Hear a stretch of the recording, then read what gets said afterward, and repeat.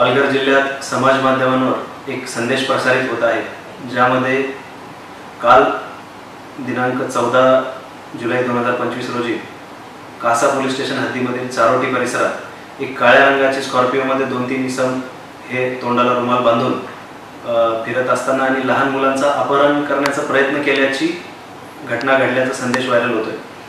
तरी सदर घटनेची माहिती आज मिळताच त्वरित स्थानिक गुन्हे शाखा व कासा पोलीस स्टेशनच्या टीम त्वरित रवाना करण्यात आलेल्या आहे। सदर घटनेचा पालघर पोलिसांकडून कसून तपास करण्यात येत आहे आणि सदर घटनेची शहानिशा करून त्यावर कडक कारवाई त्वरित करण्यात येईल।